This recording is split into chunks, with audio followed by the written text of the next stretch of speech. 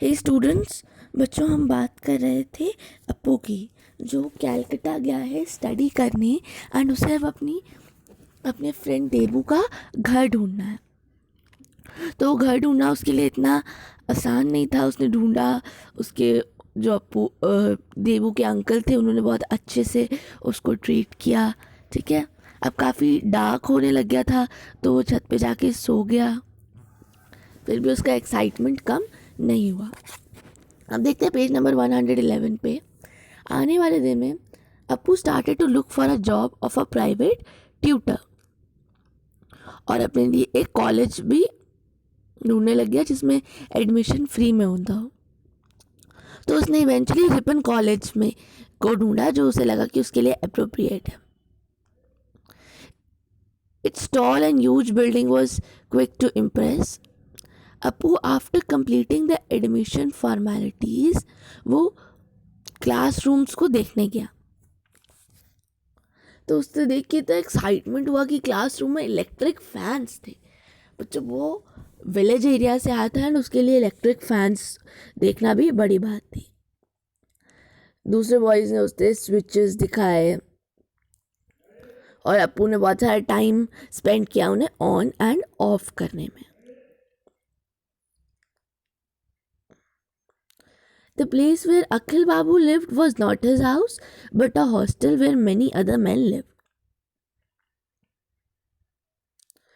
तो जहाँ पे अखिल बाबू रहते थे वो उनका घर नहीं था, वो हॉस्टल में रहते थे।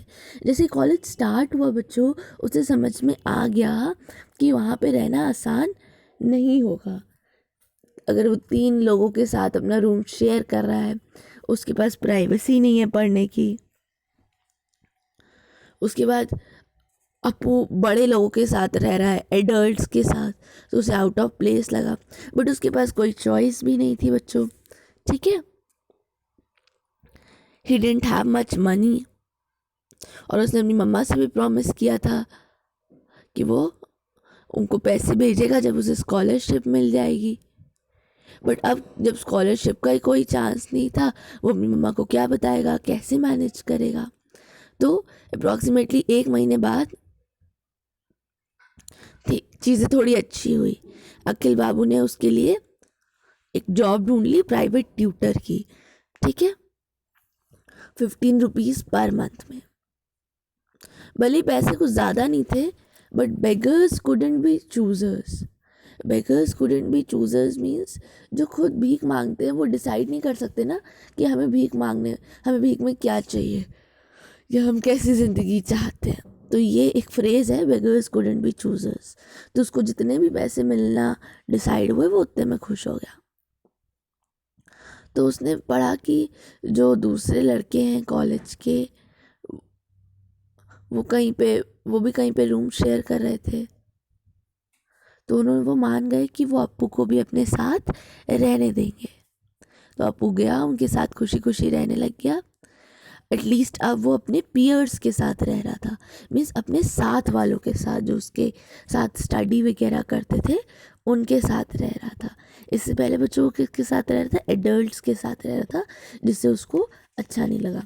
तो इस चैप्टर में हमने उसकी ड्रीम्स देखी है ना, और उसके जो भी आपने देखा कि उसका क्या स्ट्रगल था कैलकटा आके। अब इसके बाद पेज नंबर 112 पे वर्ड मीनिंग्स है। Scholarship, magnitude, to have butterflies in the stomach, not sleeper wing, hustle and bustle, tram, hearty, hearty means wholesome nourishing, काफ़ी अच्छा खाना, contented, beggars couldn't be choosers, can't be choosers। ये important है, देखिए, people who don't have an option have to accept what is offered. जिनके पास कोई option नहीं होता जैसे बेगर्स, तो उनको जो भी मिले वो एक्सेप्ट करना पड़ता है। नेक्स्ट है पियर। पियर जो सेम एज ग्रुप का हो या सोशल ग्रुप का हो, जैसे आपके क्लासमेट्स हैं, बैचमेट्स हैं, ठीक है, या किसी और कॉलेज के स्टूडेंट्स हैं, तो वो आपके पियर्स हैं, आपके बराबर के, आपके साथ वाले हैं। क्लियर?